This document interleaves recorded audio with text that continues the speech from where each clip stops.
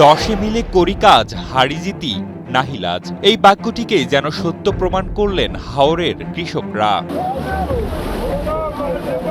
বাঁধ ভেঙে ফসলের জমিতে ঢুকছিল পানি, নষ্ট হয়ে যাচ্ছিল কষ্টার্জিত অর্থ ও ঋণ করে আবাদ করা স্বপ্নের ক্ষেত। তাই তো পরম যত্নে আবাদ করা ফসল বাঁচাতে বাঁশের বেড়া দিয়ে পানি আটকানোর চেষ্টা করছিলেন কৃষকরা।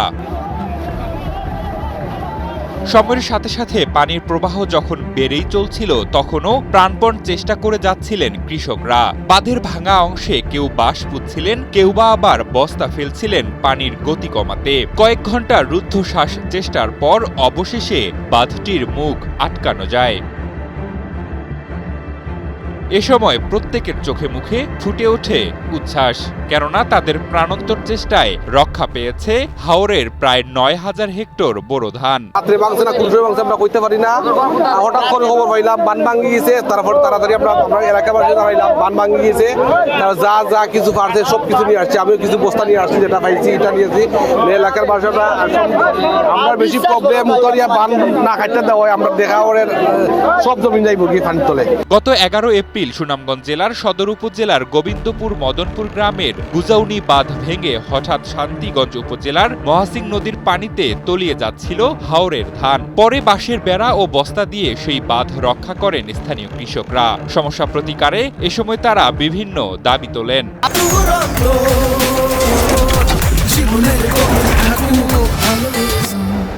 আসামপুর এবং আস্তুমা একটা বান আছে, এই বানটা যদি ভাঙা হইতো তাহলে যে এই নদীগুলো আছে, খাল বিল আছে, সব এগুলো ধানটা মানে তুলতে পারলো না, সফল হইতে পারলো না।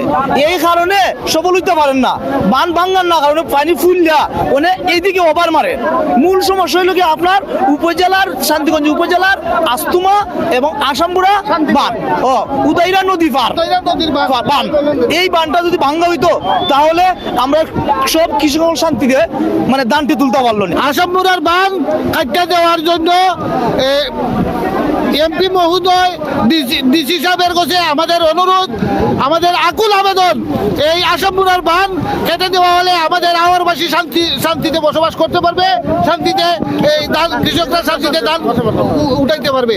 এই যে বাঁধটা মানে ভেঙেছে, যেটা পিআইসি করে নাই, সেই বাঁধটার বিষয়ে কোনো কৃষক আমাদের কাছে কিন্তু বলেও নাই যে এই বাঁধটা এইভাবে তাদের উপকার করছে, কিংবা এই বাঁধটা ভেঙে পানি ঢোকার সম্ভাবনা তৈরি হয়েছে। যদি আমাদের এই বিষয়ে কোনো ধরনের খবর পেতাম তাহলে হয়তো আমরা যথোপযুক্ত ব্যবস্থা পূর্বেই নিতে পারতাম। তো আজ বাঁধটা ভেঙে পানি ঢুকছে ভিতরে হাওরে।